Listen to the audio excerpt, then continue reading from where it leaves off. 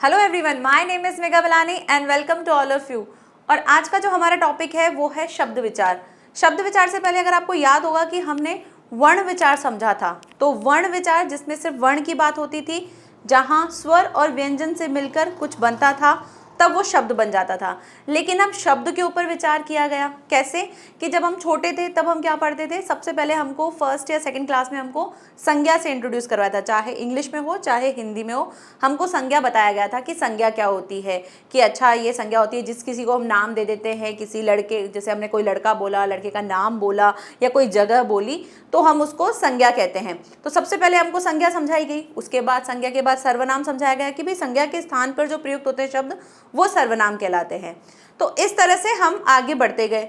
लेकिन बाद में जैसे थोड़े और बड़े हुए तो हमको विलोम शब्द सिखाए गए, हमको पर्यायवाची सिखाए गए, हमको अनेकार्थी शब्द सिखाए गए, तो बहुत सारे शब्द सिखा दिए गए। तो इतने सारे शब्दों को सिखाने के बाद ये सोचा गया कि ये शब्द जो हैं इनको हमें बांट देना चाहिए, यानी इनका एक क्लासिफिकेशन कर देना चाहिए जिससे हमको समझ में आ जाए कि भाई शब्द किस किस तरह के होते हैं। तो उसी के लिए शब्द विचार किया गया और इसी कड़ी में पहली चीज समझी गई कि शब्द एक्चुअल में होता क्या है। उसकी अगर कोई हमसे परिभाषा पूछे, हम इतने बड़े बड़े वाक्य बोलते हैं और उनमें हम जो शब्द यूज करते हैं तो हमको पता होना चाहिए कि शब्द एक्चुअल में होता क्या है। तो जो भी आप बोलते हो, कुछ वर्ण मिला के आप एक समूह बनाते हो, एक शब्द बनाते हो, तो वो जो बोलते हो उसका कुछ अर्थ निकलता है तभी वो शब्द होता है। ठीक है, हम अपने नाम के लिए बोलते हैं कि हम अगर अपना नाम किसी का नामकरण किया जाता है तो ऐसे थोड़ी कि कुछ भी वर्ण डाल के उसका नाम बना देते हैं, नहीं, उसका कुछ मतलब होता है। हर किसी के नाम का कोई ना कोई अर्थ होता है, तब जाके हम उसको कहते हैं कि हाँ भाई इसका नाम है। और हम पूछते भी कैसे, तुम्हारे नाम का मीनिंग क्या है। जैसे मेरा नाम है मेघा, तो मेघा सभी को पता है क्या होता है। तो इसी तरह से सारे शब्दों के कुछ ना कुछ अर्थ बने और उसी के आधार पर शब्द की परिभाषा बनाई गई। और शब्द की परिभाषा क्या है, वर्णों या अक्षरों से बना ऐसा स्वतंत्र समूह जिसका कोई अर्थ हो। क्या हो, अर्थ। अर्थ के बिना आप कुछ भी डाल दो, आप डाल दो म स प, अगर ये आपने लिख दिया है तो ये भी वर्ण, इनको मिला के आपने एक समूह बनाया है, तो क्या आप इसको शब्द बोल सकते हो? शब्द नहीं बोल सकते इनको। क्यों? क्योंकि शब्द बोलने के लिए हमको इसका अर्थ भी पता होना चाहिए। तो जब भी हम कोई वर्ण या कोई अक्षर लेंगे और उनके साथ कुछ समूह बनाएंगे तो उसका एक अर्थ होना चाहिए, तभी वो क्या कहलाता है, शब्द कहलाता है, अदरवाइज वो शब्द नहीं है। ठीक है, तो यही शब्द की परिभाषा है। एक और पॉइंट इसमें डाल दिया गया कि और क्या क्या हो सकता है। तो जब शब्दों की रचना की जाती है तो उसमें हम जब भी कोई शब्द बोलते हैं तो क्या होता है, हमारे माउथ से एक साउंड निकलता है, एक ध्वनि निकलती है, और उस ध्वनि के साथ साथ हम उसका अर्थ भी बोलते हैं। तो ध्वनि बोल रहे हैं, अर्थ भी हो रहा है, तब ही वो शब्द हो, ये जरूरी है। लेकिन अगर मान लो उसमें सिर्फ ध्वनि है, ध्वनि तो मैंने म स प बोला, उसमें भी ध्वनि आई, उसमें भी मेरा एक कुछ साउंड निकला, लेकिन उस ध्वनि के साथ साथ उसका अर्थ भी होगा, तभी वो क्या कहलाएगा, शब्द कहलाएगा। तो दूसरा पॉइंट यही कहा गया है कि जो शब्दों की रचना है उसमें पहली चीज कही है ध्वनि और अर्थ के मेल से होती है। तो ध्वनि और अर्थ तो होता है, लेकिन दोनों में से अगर एक हो तो चलेगा, एक होगा चलेगा, कौन सा वाला, अर्थ वाला। अगर अर्थ होगा तभी वो क्या कहलाएगा, शब्द कहलाएगा। लेकिन अगर ध्वनि ही होगी तो उससे नहीं होगा, क्योंकि ध्वनि तो हम कुछ भी वर्ण डाल के कुछ किसी का भी साउंड निकाल सकते हैं, लेकिन उसके साथ साथ उसका क्या होना चाहिए, अर्थ भी होना चाहिए। एक या अधिक वर्णों से बनी स्वतंत्र सार्थक ध्वनि को हम क्या कहते हैं, शब्द कहते हैं। सार्थक ध्वनि, सार्थक मतलब कुछ जिसका अर्थ हो, ऐसी वाली ध्वनि निकलेगी तभी हम उसको शब्द बोलेंगे, अदरवाइज वो शब्द नहीं कहलाएगा। जैसे कि उदाहरण देखें तो क्या क्या है, पुस्तक, भाई पता है पुस्तक का मतलब क्या होता है, किताब, लड़का, पेन, बिजली, और ऐसे ही जितने भी शब्द जिनका आप मीनिंग कहते हो, जिसका कुछ मतलब निकलता है, वो हमारे सारे क्या कहलाते हैं, शब्द कहलाते हैं। तो ये शब्द का विचार किया गया, शब्द की परिभाषा बना दी। लेकिन फिर क्या हुआ, भाई इतने सारे शब्द थे, भाई विलोम शब्द भी था, अनेकार्थी शब्द था, तत्सम तद्भव, ये सब चीजें थी। तो इन सब को निकालने के लिए क्या किया गया, शब्दों का वर्गीकरण किया गया कि भाई शब्द विचार का हम क्या कर देते हैं, वर्गीकरण कर देते हैं, क्लासिफिकेशन कर देते हैं। और क्लासिफिकेशन कुछ इस तरह से था, पहला दे रखा है अर्थ के आधार पर, यानी किसी का अर्थ निकलेगा, जब किसी शब्द में अर्थ होगा उसके आधार पर एक क्या किया गया, शब्द विचार का एक वर्गीकरण किया गया। दूसरा है बनावट या रचना के आधार पर, हमने कुछ शब्दों को जोड़ जाड़ के बना के एक नए नए शब्द की रचना कर दी, तो वो हो गया हमारा बनावट या फिर रचना के आधार पर। तीसरा है प्रयोग के आधार पर। प्रयोग यानी कि जब हम किसी शब्दों का यूज करने लग गए, नए नए शब्दों को यूज करने लग गए, और वो प्रयोग कैसे होंगे, जैसे संज्ञा सर्वनाम, इन शब्दों के साथ हमने शब्दों को बताया कि अच्छा ये संज्ञा है, अच्छा ये सर्वनाम है, ओ ये विशेषण है। इस तरह से हमने कुछ कुछ प्रयोग किए गए कि जब हम वाक्य में दूसरे शब्दों का प्रयोग करके बना रहे हैं तो वो हो गए हमारे प्रयोग के आधार पर। लास्ट आता है आपका उत्पत्ति के आधार पर, जो सबसे ज्यादा पूछा जाता है कि किस तरह से कहाँ से शब्द उत्पन्न हुए हैं, इतने सारे शब्द आए कहाँ से हैं, उसके आधार पर, उत्पत्ति के आधार पर हमारे शब्द को वर्गीकृत किया गया। अब इन शब्दों के अलग अलग होंगे, यानी अर्थ के आधार पर भी कुछ शब्द होंगे, फिर बनावट के आधार पर, प्रयोग के आधार पर, वन बाय वन सबको समझते हैं। सबसे पहले आता है अर्थ के आधार पर शब्द के भेद। तो अर्थ के आधार पर सबसे पहले देखो कि कितने होते हैं, 2 होते हैं। पहला नाम दे रखा है सार्थक शब्द, दूसरा है निरर्थक शब्द। सार्थक हमने इतनी बार पढ़ा है, हमने समास में पढ़ा है कि सार्थक शब्द होता है, ये होता है। तो सार्थक यानी जिसमें कुछ अर्थ होगा, निरर्थक जिसमें कुछ अर्थ नहीं होगा। तो देखते हैं कैसे होता है। सबसे पहले देखेंगे सार्थक शब्द। सार्थक जिसमें कोई ना कोई अर्थ निहित होता है। वे शब्द जिनसे कोई अर्थ निकलता है वो सार्थक शब्द कहलाते हैं। आप कोई भी शब्द लो, अगर उसका अर्थ निकलता है तो वो सार्थक शब्द है। मैं लिख दूं लकम और मैं एक लिखूं कलम, या लिख दूं कमल। वर्ण तो मैंने यही लिए हैं, मैंने क भी लिया है, मैंने म भी लिया है, मैंने ल भी लिया है, लेकिन इनको मैंने ऐसे ही लिख दिया, इसका कुछ अर्थ नहीं निकला। मैं लकम बोल रही हूं तो उससे साउंड तो निकल रही है भाई, हाँ निकल रही है, लेकिन क्या इसमें अर्थ निहित है? नहीं है। तो अर्थ है ही नहीं तो उसको हटा दो, ये किसी काम का ही नहीं है, यानी ये शब्द ही नहीं है।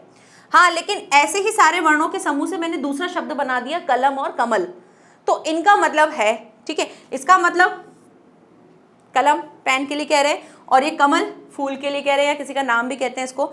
तो यहाँ पर इससे कुछ अर्थ निकल रहा है, इसलिए ये सार्थक शब्द है, इसलिए हम इसको यहाँ डाल सकते हैं कि भाई ये सार्थक शब्द है। तो फिर निरर्थक शब्द क्या होंगे? निरर्थक जिसमें कुछ अर्थ नहीं होता है। जैसे वे शब्द जिनका कोई अर्थ ना निकल रहा हो वो कहलाते हैं हमारे निरर्थक शब्द। और ये शब्द हम बहुत ज़्यादा यूज़ करते हैं हमारी लैंग्वेज में। जब भी हम बात करते हैं तो बोलते हैं ना खाना वाना खा लिया, तो खाना तो पता है, वाना क्या होता है? तो ये जो वाना है जिसका कोई मतलब ही नहीं है, लेकिन हमने इसको खाना के साथ वैसे ही डाल दिया, तो खाना वाना, ये वाना क्या हो गया? ये हमारा निरर्थक शब्द हो गया। जैसे रोटी शोटी, अब रोटी शोटी क्या कि रोटी तो पता है भाई रोटी, और शोटी क्या? छोटी हमको नहीं पता। इस तरह से नए मतलब आप जो शब्द बोल रहे हो उस शब्दों के साथ आप कुछ नया चीज डाल देते हो जिसका कोई मतलब ही नहीं है, वो क्या कहलाते हैं? हमारे निरर्थक। तो जैसे ये निरर्थक शब्द हो गया क्योंकि ये हमारे सार्थक शब्द के साथ यूं ही जुड़ गया है, कोई काम ही नहीं है इसका। बोलते चाय वाय पियो, तो चाय तो पता है वाय क्या होता है, तो चाय वाय, वाय वो इंग्लिश वाला वाय होता है, लेकिन हिंदी में वाय वो कुछ मतलब नहीं है उसका ना, तो चाय वाय बोलते हैं, तो चाय का मतलब तो पता है, वाय कुछ नहीं है, तो वाय क्या हो गया? एक निरर्थक शब्द हो गया। तो हम ऐसे बहुत से शब्द यूज करते हैं और यूज भी करते हैं। आप ऐसा कितने लोग हैं, सब लोग ये चीजें यूज करते हैं। आओ बैठो बैठो, बैठो बैठो, बैठो क्या होता है? बैठो बैठो, बैठो तो पता है, बैठो क्या होता है? तो हम ये सारे शब्द बहुत ज्यादा यूज करते हैं, पता है इसका कोई मतलब नहीं है, लेकिन हम फिर भी यूज करते हैं। तो इसीलिए इनको निरर्थक शब्द डाल दिया कि जब हम सार्थक शब्दों के साथ इनको यूज कर लेते हैं और जिनका कोई मतलब भी नहीं होता है वो कहलाते हैं हमारे निरर्थक शब्द। अब इसको निरर्थक शब्द काफी बच्चे ऐसे समझ रहे होंगे कि अच्छा ये वाले शब्द है ना जिनका कोई मतलब नहीं है, इनको हम बोलते हैं। नहीं, जो आप सार्थक शब्दों के साथ कुछ जोड़ के ऐसे शब्द बोलोगे जिसका कोई मतलब नहीं है वो हो जाते हैं हमारे निरर्थक शब्द। अदरवाइज हम इसको शब्दों के अंदर ले ही क्यों, लेकिन हम शब्दों के अंदर इसलिए ले रहे हैं क्योंकि सार्थक शब्द के साथ हम इनको जोड़ के इनका जोड़ा बना के बोल देते हैं। ठीक है, नेक्स्ट आता है रचना के आधार पर। रचना यानी कि हम कुछ चीज़ों को डाल के कुछ नया बना के बनावट करके उसका एक नया शब्द बनाते हैं। तो उसके आधार पर कितने होते हैं? 3 प्रकार के होते हैं। पहला है रूढ़ शब्द, दूसरा है यौगिक शब्द और तीसरा है योग रूढ़ शब्द। तो यौगिक से तो पता है, योग मतलब 2 चीज़ों से मिलकर बना हुआ होगा कोई शब्द, उसको हम यौगिक शब्द कहते हैं। रूढ़ शब्द क्या होता है उसको समझेंगे, और योग रूढ़ क्या होते हैं। और आप देखोगे कि ये शब्द जो है हम पहले पढ़ चुके हैं, लेकिन हमको तब पता नहीं था कि इनको कैसे शब्द बोलते हैं। लेकिन अब आपको पता चल जाएगा कि कौन से शब्द होते हैं। और साथ ही साथ जैसे अभी हमने सार्थक शब्द देखा था, तो सार्थक शब्द क्या होते हैं भाई, जिनका कोई अर्थ निकलता है। अब इसमें भी अगर आप और जाएंगे कि भाई सार्थक शब्द में कौन कौन से शब्द होते हैं, तो जितने भी आप शब्द पढ़ते हो, चाहे विलोम शब्द, पर्यायवाची शब्द, एकार्थी शब्द, अनेकार्थी शब्द, ये सारे शब्द क्या होते हैं, ये हमारे सार्थक शब्द ही होते हैं, ये सार्थक शब्द के अंतर्गत ही आते हैं। नेक्स्ट आता है, सबसे पहले समझते हैं रूढ़ शब्द क्या होता है। तो रूढ़ शब्द की परिभाषा देखो, ऐसे शब्द जो किसी विशेष अर्थ को प्रकट करते हैं, ठीक है, कोई विशेष अर्थ निकल रहा होगा, उसका कुछ मीनिंग निकल रहा होगा, उनको हम क्या कहते हैं, रूढ़ शब्द कहते हैं। लेकिन अगर उनके टुकड़े कर दिए जाएं तो निरर्थक हो जाते हैं। लेकिन अगर इनको हम टुकड़े कर दें, इनको हम तोड़ दें, तो फिर क्या हो जाएंगे, ये इनका कोई मतलब नहीं निकलेगा। जैसे हमने अभी देखा था कमल, ये एक शब्द है, सार्थक शब्द है, इसका मीनिंग समझ में आता है कि क्या है। अब इसको सार्थक शब्द के साथ साथ ये एक क्या शब्द है, ये एक रूढ़ शब्द है। सार्थक तो मतलब जिस सारे शब्द ऐसे होंगे जिनका कुछ ना कुछ अर्थ निकल रहा होगा, तभी वो शब्द कहलाएगा। लेकिन अब इस शब्द में ये कौन सा वाला शब्द है, तो ये है कौन सा, रूढ़ शब्द है, क्योंकि शब्दों को हमने अलग अलग तरह से बांटा है। तो जितने भी, अब आप कई लोग कंफ्यूज हो जाते हैं कि अच्छा शब्द है तो फिर ये रूढ़ शब्द है, तो ये फिर निरर्थक सार्थक शब्द कैसे हुआ। भाई शब्द तो सारे ही हैं, लेकिन हमने शब्दों को क्या किया है, अलग अलग तरीके से बांटा है। कि एक बार हमने उसको, जैसे ये कमल है, इसको हमने एक बार अर्थ के आधार पर बांट दिया कि हाँ अर्थ के आधार पर ये क्या बन जाएगा, एक तो ये बन गया कौन सा, सार्थक शब्द, या फिर होगा निरर्थक शब्द।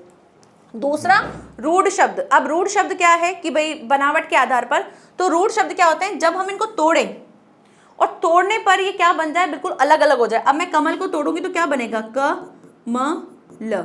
इसको और तोड़ो, जैसे हमने विच्छेद करना सीखा था, तो क अ म अ और फिर ल अ, ठीक है, इसको हमने इस तरह से तोड़ा।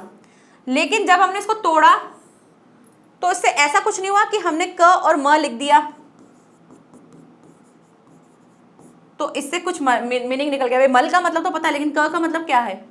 तो जब हम इसको तोड़े तो तोड़ने के बाद भी ये बिल्कुल सार्थक देने चाहिए, लेकिन तोड़ते ही क्या हो जाते हैं, ये निरर्थक हो जाते हैं। तो ऐसे शब्द क्या कहलाते हैं, हमारे रूढ़ शब्द कहलाते हैं। यानी जब आप इनको जुड़े हुए हैं और जब आप इनको अलग कर रहे हो तो अलग करने पर ये बिल्कुल बिखर जाएं, इनका कोई मीनिंग ना निकले, वो कहलाते हैं हमारे रूढ़ शब्द। ठीक है, तो ऐसे इसके उदाहरण कौन कौन से हैं। पहला देखो जय। आप ज और य को अलग अलग करो, कुछ मीनिंग निकल रहा है, ज का अलग या य का मीनिंग अलग निकल रहा है, नहीं। दोनों को जैसे ही अलग किया क्या हो गए, बिल्कुल निरर्थक हो गए। कमल, रोटी और ऐसे ही जितने भी शब्द, जैसे जल बोल दिया, पानी कह दिया, तो इनको या ऐसे बहुत से शब्द जिनको आप तोड़ो लेकिन तोड़ने पर उनका मीनिंग नहीं निकल रहा हो, यानी तोड़ने के बाद उनका कुछ अर्थ नहीं निकल रहा हो, वो कहलाते हैं हमारे रूढ़ शब्द। ठीक है, दूसरा देखते हैं यौगिक शब्द। यौगिक मतलब योग, दो चीजों का योग होगा। ऐसे शब्द जो किन्हीं दो सार्थक शब्दों, जिसमें क्या होंगे, दो सार्थक शब्द होंगे, यानी जो दो शब्द हम डाल रहे हैं उन दोनों का मीनिंग होगा, उन दोनों का कोई ना कोई अर्थ होगा, और उनके मेल से हम जब वो नया शब्द बनाते हैं वो सारे शब्द क्या कहलाते हैं, हमारे यौगिक शब्द कहलाते हैं। जैसे आप बोलते हैं कारावास, ठीक है, और इनको साथ जोड़ दिया और बना दिया कारावास।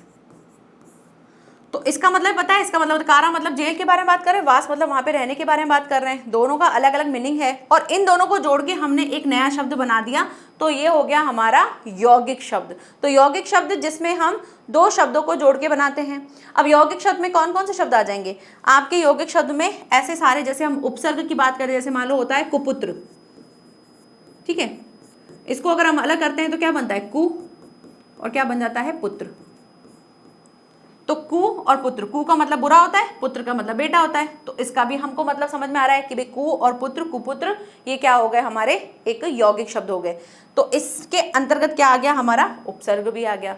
ऐसे ही प्रत्यय भी हो सकता है, ठीक है, कि जिसमें हम दो चीजों को जोड़ के एक नया शब्द बनाते हैं, और दोनों जो शब्द जोड़ रहे हैं उनका मतलब भी होना चाहिए, यानी उनका कुछ अर्थ होना चाहिए, तभी वो बन के क्या बन जाते हैं, हमारे नए शब्द बन जाते हैं, और उनको हम यौगिक शब्द कहते हैं। ठीक है, अब इसके उदाहरण देख लो, जैसे देवालय, तो देव आलय। अब इसमें क्या चीज आ गई, इसमें संधि भी आ गई। देशभक्त, तो ये देशभक्त, ये भी क्या है, दो शब्द हैं, देश और भक्त, पता है कि विदेश और भक्त। अब इसी के अंतर्गत अगर आप देखोगे तो इसमें आपको समास भी दिख रहे होंगे। तो हमने अब तक जो पढ़े थे शब्द के रचना के टाइम पे, तो हमने क्या क्या पढ़ा था, हमने संधि को समझा था, तो देखो संधि भी आ रही है। हमने उपसर्ग देखा था, उपसर्ग भी आ गया। हम प्रत्यय भी देखते थे, वो भी आ गए। और हमने समास भी देखे थे, तो समास भी आ गया। जैसे देशभक्त, देश का भक्त, तत्पुरुष समास हम पढ़ते थे, तो वो भी आ गया। तो अब तक हमने जितने भी चीजें पढ़ी थी वो सारी की सारी विचार में आ रही हैं, शब्द विचार, क्योंकि जो भी हम बोल रहे हैं, जो भी हम पढ़ रहे हैं, वो सब है क्या, शब्द ही तो है। तो इसके अंतर्गत हमको पता होना चाहिए भी कौन सा शब्द किस तरह का होता है। आपके सामने आपका किसी ने नाम ले लिया और पूछा ये कैसा शब्द है, आप बोलोगे ये, जैसे मान लो किसी का नाम रोहित है, ठीक है,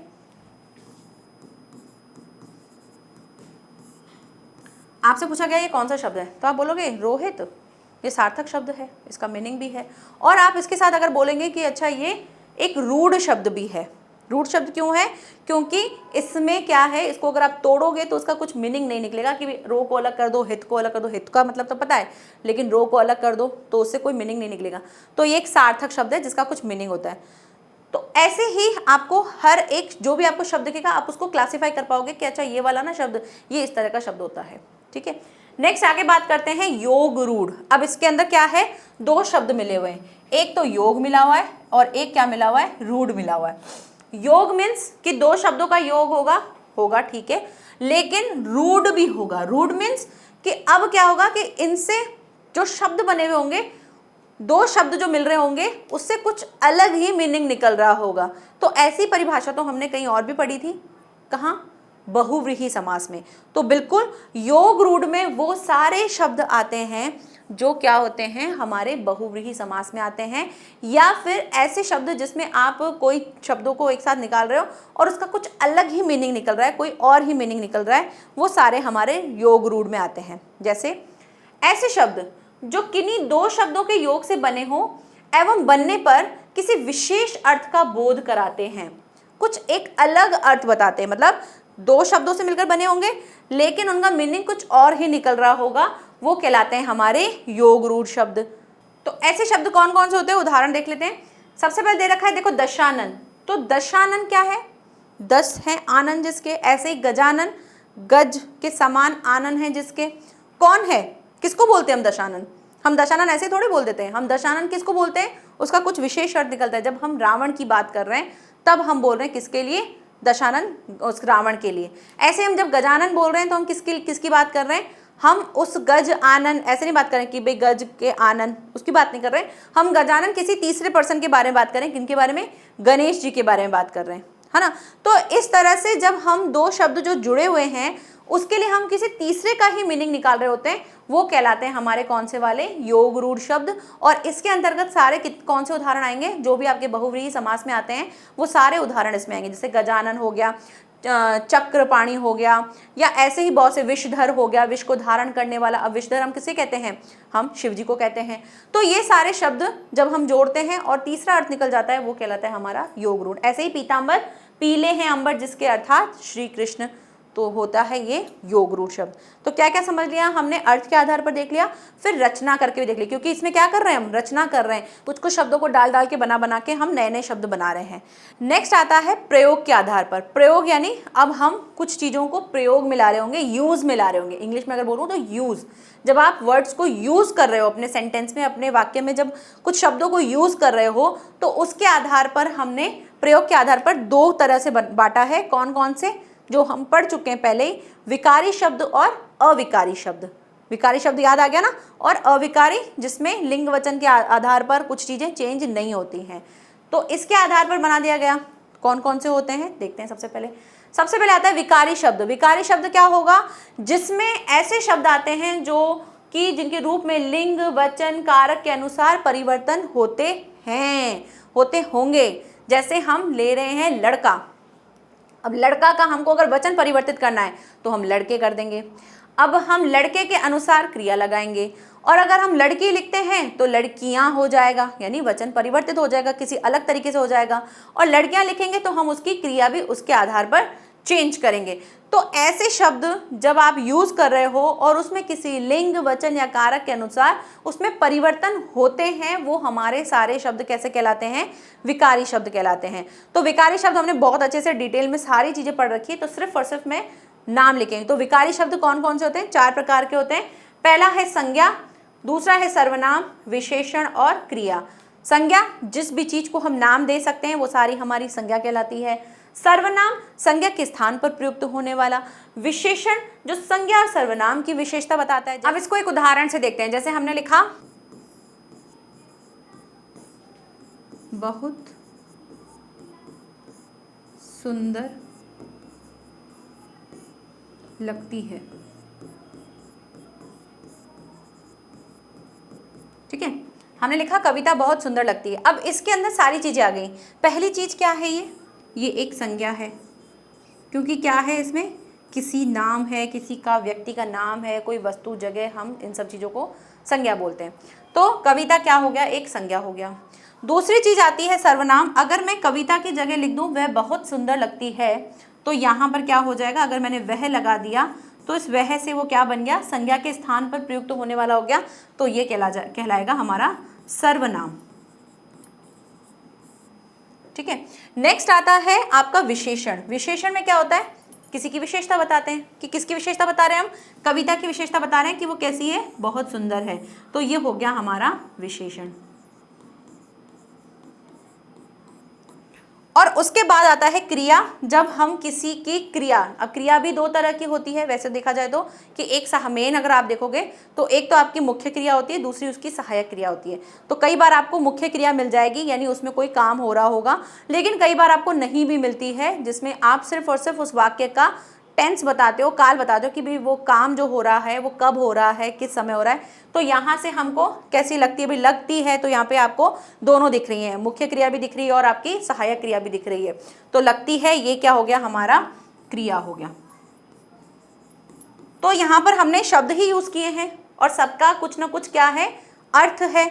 तो कविता का भी अर्थ है बहुत सुंदर लगती है। ये सारे शब्द थे, क्या थे? सार्थक थे। और इनको जब यूज किया गया और ये क्या कर रहे हैं? ये अपने लिंग, वचन और कारक के अनुसार क्या होते हैं? परिवर्तित होते हैं। कविता के साथ हम लगती है लगाते हैं, हम लगता है नहीं लगाएंगे। क्यों? क्योंकि ये कविता जैसा लिंग है उसके अनुसार लगा रहे हैं। इसी जगह कविता की जगह हम वे लिख देते, बहुत सारे लोगों के लिए लिख देते, तो फिर हमारी क्रिया कुछ और हो जाती। तो ये कहने का मतलब है कि विकारी शब्द वो होंगे जिसमें विकार उत्पन्न हो जाता है, जिसमें हम चेंजेस कर देते हैं, परिवर्तन कर सकते हैं, वो सारे विकारी शब्द कहलाते हैं। अब बात करते हैं हमारे किसके बारे में? अविकारी शब्द के बारे में। तो अविकारी शब्द क्या होते हैं? पहले परिभाषा देख लेते हैं कि परिभाषा होगी ऐसे शब्द जिन पर लिंग, वचन, कारक आदि से कोई फर्क नहीं पड़ता है और ना ही वो क्या होते हैं? अपरिवर्तित होते हैं, यानी परिवर्तन नहीं होगा। वो सारे शब्द हमारे क्या कहलाते हैं? अविकारी शब्द कहलाते हैं। कितने प्रकार के होते हैं? ये भी 4 प्रकार के होते हैं, जिसमें पहला है क्रिया विशेषण, संबंध बोधक, समुच्चय बोधक और विस्मयादि बोधक। अब इन सभी को हम उदाहरण से देख लेते हैं। जैसे हमने क्रिया विशेषण की बात की थी, तो क्रिया विशेषण क्या होता है? जो क्रिया की विशेषता बताता है। जैसे हम बोलते हैं वह धीरे धीरे चलती है, ठीक है।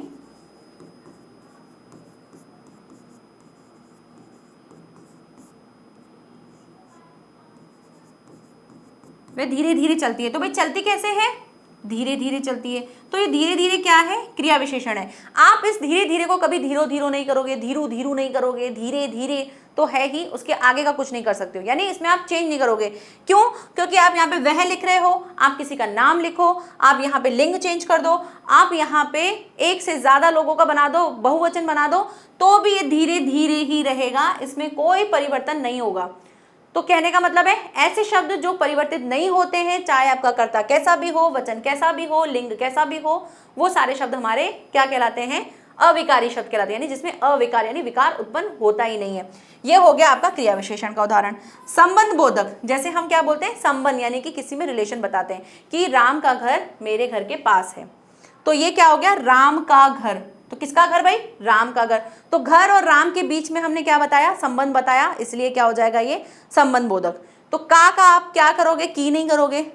राम हो चाहे रावण हो, चाहे किसी का नाम हो, चाहे एक से ज़्यादा लोग हो, आप इसको क्या कर रहे हो, चेंज नहीं कर रहे हो। नेक्स्ट आता है समुच्चय बोधक, यानी जिसमें हम समुच्चय बनाते हैं, दो वाक्य होंगे उनके बीच में हम कनेक्टर लगाते हैं, किसी चीज़ को कनेक्ट करने का काम करते हैं, वो होते हैं हमारे समुच्चय बोधक। जैसे और, अथवा, तथा, लेकिन, किंतु, परंतु, ये सारे शब्द हम डालते हैं, ये सभी क्या कहलाते हैं, हमारे समुच्चय बोधक।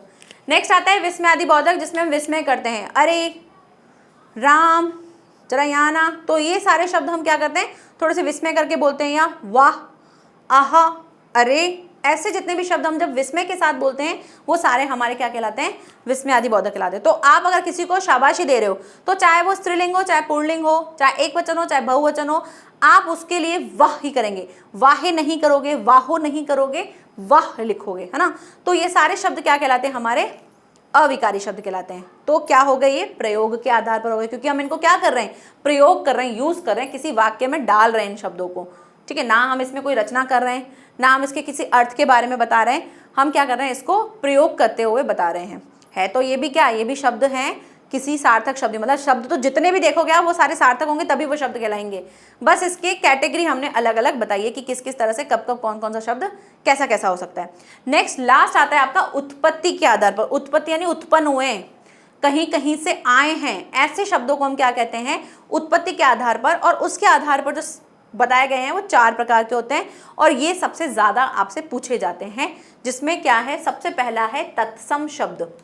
पढ़े हैं ना हमने, तत्सम शब्द, ये बहुत ज़्यादा आते हैं एग्जाम में भी। आपको इस तरह से क्वेश्चन आएगा, आपको कहा जाएगा कि इस शब्द का तत्सम बना दो या इस शब्द का तद्भव रूप बना दो।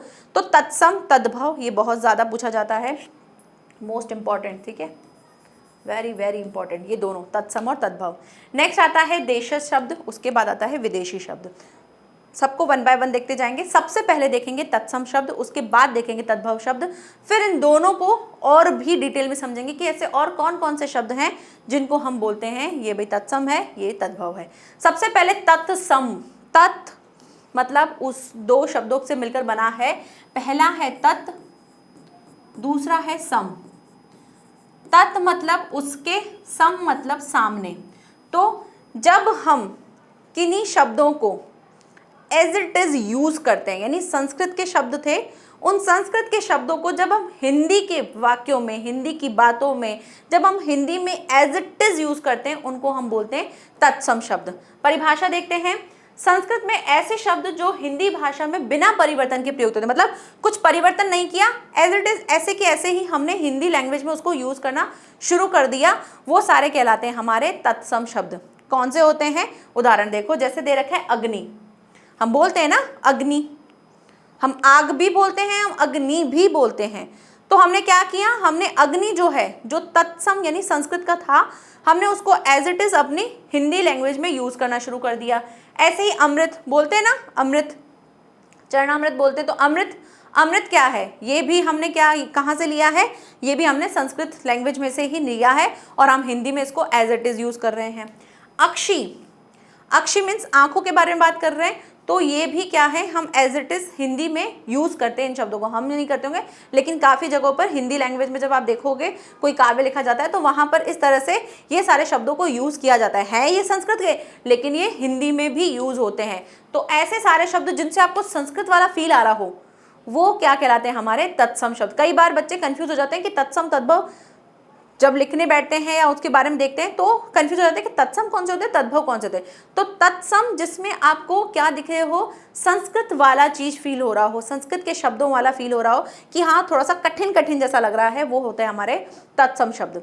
नेक्स्ट आता है तद्भव। तद्भव कौन से शब्द होते हैं, ऐसे शब्द जो होते तो संस्कृत के हैं लेकिन उनमें क्या कर दिया, थोड़ा थोड़ा सा परिवर्तन करके हिंदी में यूज़ करने लगे। जैसे हमने अग्नि, अग्नि थोड़ा थोड़ा सा यानी था संस्कृत का, लेकिन हमने उसको क्या किया, उसको थोड़ा सा अलग बना के हमने उसका बना दिया आग, और वो हमने थोड़ा सा चेंज करके अपने हिंदी में यूज़ कर लिया। तो ये कहलाते हैं हमारे तद्भव शब्द, जिसमें आप संस्कृत के शब्दों में कुछ थोड़ा सा परिवर्तन करके नया शब्द बना लेते हो और वो हिंदी के लिए यूज़ करते हो, वो कहलाते हैं हमारे तद्भव शब्द। अब ऐसे कौन कौन से शब्द हैं वो देखो। पहला है जैसे अग्नि, अग्नि का हमने क्या बोला, आग। हस्त, हस्त से क्या बना दिया, हाथ। कार्य, कार्य से क्या बना दिया, काम, ठीक है। तो ऐसे सारे शब्द जिनको आप संस्कृत में यूज करते थे, लेकिन अब आपने कुछ थोड़ा सा जोड़ तोड़ के कुछ अलग करके आपने नया शब्द बना के उसको हिंदी में यूज करना शुरू कर दिया, वो कहलाते हैं तद्भव, ठीक है। तो तत्सम जो संस्कृत वाले शब्द होंगे, तद्भव जो हिंदी में यूज हो रहे होंगे, शुद्ध हिंदी में यूज हो रहे होंगे।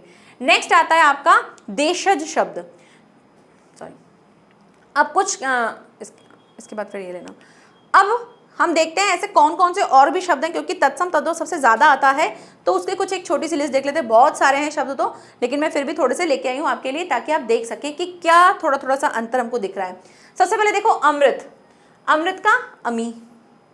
ओष्ठ हमने यूज़ किया था ना जब हम वर्ण समझ रहे थे, तो मैं बार बार ऐसे बोलती थी ओष्ठ, तालु, जीवा, तो ये ओष्ठ होंठ की बात हो रही है, तो ओंठ बोलते हैं। एकादश, एकादशी बोलते हैं हम, ठीक है। एक्चुअल में होता क्या है, 11 भी बोलते हैं हम, तो एकादशी, 11, एकादशी हम किस तरह से यूज करते हैं, ये हमारा तत्सम है, और 11 हम नॉर्मल हिंदी लैंग्वेज में यूज करते हैं, बोलते हैं ना 11, तो ऐसे ही एकादश और 11, यानी एकादश 11 के लिए बोल रहे हैं, 11 हमारे 11 नंबर के लिए बोल रहे हैं। कपाट, कपाट किवाड़ को बोलते हैं, तो कपाट भी बोलते हैं काफ़ी लोग, और किवाड़ हम हिंदी में यूज करते हैं, तद्भव हो गया। गोधूम, गोधूम मीन्स गेहूं को कहा जाता है। घटिका, घड़ी को कहा जाता है, क्लॉक होती है ना वॉल वाली। आश्रय, आसरा बोलते हैं, आसरा, आश्रय दे दो, तो आश्रय भी यूज करते हैं हम, आसरा हम शुद्ध हिंदी में बोलते हैं। तो आपको देख के भी लग रहा होगा कि हाँ ये थोड़ा थोड़ा सा फैंसी फैंसी नाम सा लग रहा है, थोड़ा सा स्टैंडर्ड वाला लग रहा है, तो वो होता है आपका तत्सम, और जो थोड़े से आपको नॉर्मल वाला फील देगा, हिंदी वाला फील देगा, वो होता है आपका तद्भव। आशीष, और हम क्या बोलते हैं, आशीष बोलते हैं, ठीक है। आमलक, आंवला। इक्षु, ईख। एला, इलायची, और कुशी कोक को कहा जाता है, ठीक है। तो ये सारे शब्द क्या होते हैं, तत्सम से तद्भव। आपको एग्जाम में यही मिलेगा, आपको तत्सम से तद्भव बनाने को दे सकते हैं, या तद्भव से तत्सम बनाने के लिए दिया जा सकता है। नेक्स्ट आगे बात करते हैं देशज, देशज देश के शब्द। तो भाई देश के शब्द क्या, जो हम देश में नॉर्मल लैंग्वेज में यूज करते हैं, ऐसा नहीं लगता है जिसको हमने क्या करा है खुद से ही, यानी किसी ने दूसरी बोली बोली। भाई जैसे अब हम गाँव में रहते हैं, ठीक है, गांव के लोग कुछ कुछ शब्दों को यूज़ करते होंगे, जैसे नमक को लूण बोलते हैं ना, और जैसे हम परात बोलते हैं, है ना, परात बोलते हैं, तो वो हम यूज़ करते हैं। ऐसे ही परात को किसी और जगह पर, किसी और स्थान पर कुछ और बोला जाता होगा, हम लोटा बोलते हैं, ठीक है। लोटे को कुछ लोग कुछ और बोलते होंगे, या हम काफ़ी ऐसे बर्तन होते हैं, जैसे हम किसी चीज़ को प्लेट बोलते हैं, बाकी लोग उसको प्लेट ना बोल के कुछ और बोल देते हैं। तो यहाँ पे क्या कर रहे हैं, हम अलग अलग चीज़ों को बना रहे हैं। थाली, तो थाली का मतलब होता है प्लेट जिसमें कोई किनौर नहीं होती है, थाली जिसमें चारों तरफ से किनौर होती है। तो ये सारे शब्द हमने कहाँ से निकाले, हमने अपने देश में रह के निकाले हैं हम, मतलब अलग अलग जगह पे, यानी यहाँ पे किसी जगह, जैसे मान लो राजस्थान में किसी चीज़ को कुछ अलग तरीके से बोला जाता है, वहीं बोलते हैं ना कि अरे हमारे यहाँ तो नमक बोलते हैं, अरे हमारे यहाँ तो नून बोलते हैं, हमारे यहाँ तो ये चीज़ बोलते हैं। तो क्या कर रहे हैं, जैसे प्याज, प्याज को कोई लोग कांदा बोलते हैं, कोई प्याज बोलता है। तो यहाँ पे क्या हो रहा है, एक ही चीज़ के अलग अलग जगहों से नाम निकल के आ रहे हैं। ऐसा तो नहीं है ना कि वो लोग कोई अलग थे, कि वो संस्कृत में बोल रहे हैं प्याज को, नहीं, वो क्या है, अलग अलग स्थान पे है, अलग अलग जगह से बोले जा रहे हैं, अलग अलग शब्द बोले जा रहे हैं। तो ऐसे जो एक ही स्थान में कुछ अलग अलग बोलियों में अलग अलग जगह से कुछ नए नए शब्द निकल के आते हैं, उनको हम देशज शब्द कहेंगे। तो ऐसे शब्द जो भारत के विभिन्न स्थानीय बोलियों में से हिंदी में आ गए हैं, तो वो सब क्या कहलाते हैं। अब हिंदी जब हम बोल रहे हैं, तो हम हिंदी में कांदा भी बोल रहे हैं, हम हिंदी में प्याज भी बोल रहे हैं, दोनों यूज़ कर रहे हैं। तो क्या दोनों ऐसा है कि कोई एक तत्सम है या एक को हम तद्भव बोलेंगे, हम यही चीज़ें बोलते हैं, लेकिन किसी की जगह पे क्या बोलते हैं, किसी की जगह पे क्या बोलते हैं। तो भारत में बहुत ज़्यादा विभिन्नता है, तो हर एक चीज़ को बोलने का तरीका भी अलग अलग है। तो भारत में जब विभिन्न जो अलग अलग स्थान है, वहाँ पे उन शब्दों के साथ कुछ नए नए शब्द आके हिंदी में जुड़ गए, वो कहलाते हैं हमारे देशज शब्द। कौन से, जैसे लोटा, चपटा, ठीक है, तोंद, डिबिया, डकार, पौ पौ। अब हम क्या करते हैं, हम गाड़ी की आवाज़ पौ पौ बोल रहे हैं, सर सर हो रहा है, खटपट हो रही है। तो ये शब्द आपको ना हिंदी वाला फील दे रहे हैं, ना आपको ये तत्सम यानी तत्सम और तद्भव वाला फील नहीं दे रहे हैं, क्योंकि तत्सम में तो क्या था, संस्कृत के शब्द थे, तब तद्भव में क्या था, संस्कृत से आए हुए कुछ शब्दों को हमने चेंज करके बनाए थे, लेकिन कुछ हमारे खुद के अपने वर्जन है, वो कहलाते हैं हमारे देशज शब्द, कि जिसमें आपको खुद को ही फील हो जाएगा कि यार ये शब्द तो संस्कृत से निकला हुआ नहीं लग रहा है, ये शब्द तो कुछ अलग ही है। तो वो आपके कौन से शब्द हैं? देशज शब्द। गड़बड़, ठन ठन, बक बक, हलचल, तो ये सारे शब्द क्या हैं? ये हमारे देशज शब्द कहलाते हैं। ठीक है, नेक्स्ट आता है लास्ट आपका विदेशी शब्द। विदेशी मतलब विदेश से आए हुए, तो विदेश भारत के अलावा बाकी जगहों से जो शब्द आ गए तो कौन कौन से आए होंगे भाई? अंग्रेजी भी आए होंगे ना, पुर्तगाली भी आए थे, और आपका अरबी भी आई है, फारसी भी आई है, मतलब अलग अलग जगहों से बहुत सारे शब्द आ गए, तो वो कहलाते हैं विदेशी शब्द। तो ऐसे शब्द जो भारत से बाहर की भाषाओं से हैं लेकिन ज्यों के त्यों हिंदी में प्रयुक्त हो जाते हैं, तो वे शब्द कहलाते हैं हमारे विदेशी शब्द। ठीक है, जैसे हम क्लासरूम बोलते हैं, क्लासरूम हम हिंदी में भी यूज करते हैं, लेकिन ये क्लासरूम कहाँ से आया है? रूम आया है हमारे इंग्लिश से, है ना। तो ये शब्द हमने हिंदी में एज इट इज यूज किया, हमने इसको ऐसे अलग से नहीं बनाया, इसका कुछ अलग वर्जन नहीं रखा, हमने इसको एज इट इज इंग्लिश के शब्द को हमारे साथ यूज कर लिया, हमारी लैंग्वेज हिंदी में यूज कर लिया, तो वो शब्द हमारे क्या कहलाते हैं? विदेशी शब्द।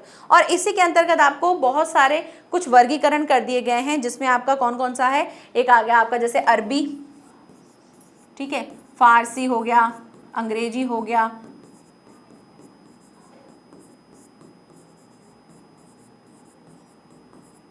ठीक है, और उर्दू हो गया, है ना, उर्दू भी बहुत यूज़ की जाती है, आदि। ऐसे बहुत सारे हैं ना, बहुत सारे शब्द हैं ऐसे, तो उनमें सबकी लिस्ट देखते जाते हैं। सबसे पहले देखते हैं हम तुर्की शब्द। तुर्की शब्द में कौन कौन से हैं? जैसे सुराग, मुगल, बेगम, चमचा, तलाश, सौगात, काबू, बहादुर, तोप, ये सभी क्या हैं? ये सभी शब्द हमारे तुर्की शब्द कहलाते हैं। नेक्स्ट आता है पुर्तगाली। पुर्तगाली में पुर्तगाल से जो आए होंगे उन्होंने ऐसे शब्द कुछ यूज़ किए हैं, आलपिन, तौलिया। अब देखो तौलिया हम हिंदी में यूज़ करते हैं, लेकिन तौलिया एक्चुअल में हमारा नहीं है, हमारा शब्द नहीं है, ये दूसरी भाषा से आया हुआ है। तो अब देखोगे आप कि तौलिया आपको तत्सम या तद्भव क्यों वाला फील नहीं दे रहा, क्योंकि वो संस्कृत के किसी शब्द से मिलकर थोड़ा चेंज करके नहीं बनाया, तो उससे तद्भव तो है ही नहीं, और संस्कृत तत्सम तो है ही नहीं। अगर तत्सम नहीं है तो तद्भव है ही नहीं। ठीक है, और अब बाकी के अगर आप देखोगे कि घर में मतलब नॉर्मल लैंग्वेज में हम तौलिया नहीं बोलते हैं, तो कुछ अलग जगह से आए होंगे, तो ये विदेशी शब्द है। आपसे ऐसे नहीं पूछा जाएगा कि अच्छा बताओ तौलिया कौन सी विदेशी भाषा का कौन सा शब्द है, ऐसे नहीं आएगा। सिर्फ आपको ऐसे शब्द पूछा जा सकता है कि ये शब्द कहाँ से है, तो आप बताओगे सिर्फ इतना कि भाई ये विदेशी है, ये देशज है, ये तत्सम है और ये तद्भव है। लेकिन आपको पता होना चाहिए कि कहाँ कहाँ से कौन कौन से शब्द आए, तो थोड़ा सा हम एक बार देख लेंगे। बाल्टी, बताओ बाल्टी, बाल्टी हम जो यूज़ करते हैं, बोलते हैं बाल्टी बाल्टी, वो है ही नहीं, हमारा हिंदी का नहीं है। फीता, कमरा, काजू, गमला, गोदाम, पादरी, पिस्तौल, गमला, ये सभी चीज़ें, गमला 2 बार आ गया ना, ये सभी शब्द क्या हैं? हमारे पुर्तगाली हैं। नेक्स्ट आता है अंग्रेजी। अंग्रेजी में बहुत सारे शब्द हैं। नोटिस बोलते हैं ना, मैंने इसको नोटिस दिया, तो ये शब्द हम एज इट इज़ यूज़ करते हैं। कॉलर, ठीक है, कॉलर ये भी हम ऐसे यूज़ करते हैं। कॉलर को आप, मेरे को तो नहीं याद है कि मैं इसको कॉलर को कुछ और बोलती होंगी, कॉलर ही बोलते हैं ना। Commission, engine, inch, diary, pen, number, jail, ये सभी क्या हैं? ये सभी हमारे अंग्रेजी वाले शब्द हैं और इनको हम हिंदी में यूज़ करते हैं। नेक्स्ट आता है आपका फारसी। मोर्चा, गिरफ्तार, खामोश, खामोश, गवाह, तमाशा, सौदागर, नापसंद, पलंग, मुर्दा, मलाई, मरहम, दस्तूर, ये सभी होते हैं हमारे फारसी शब्द। लास्ट आता है आपका अरबी शब्द। कमल, मामूली, औलाद, नतीजा, मिसाल, अक्ल, खिदमत, जलसा, जहाज, कुर्सी, मुसाफिर, तकिया, ये सभी हमारे क्या होते हैं?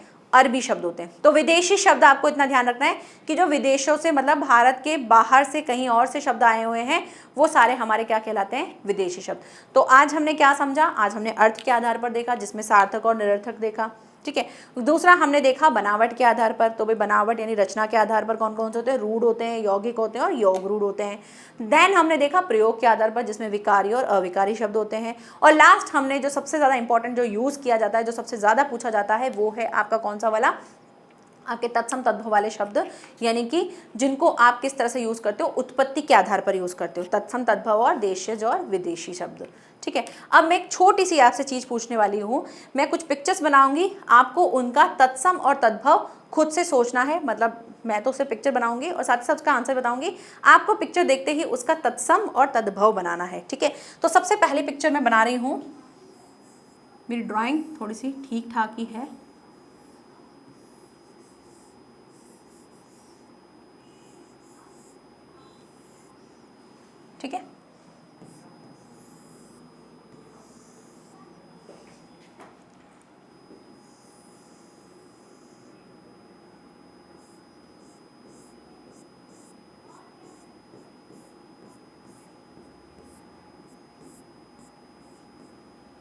अब मैंने कुछ पिक्चर्स बनाई हैं, आपको क्या करना है, इसका तत्सम बनाना है और इसका तद्भव भी बताना है कि भी तत्सम कौन सा होगा, तद्भव होगा।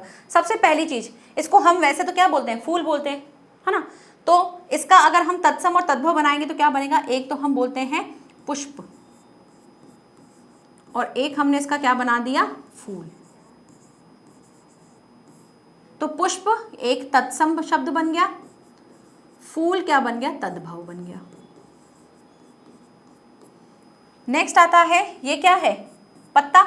तो एक तो हम इसको पत्ता बोलते हैं जो क्या है, एक तद्भव है।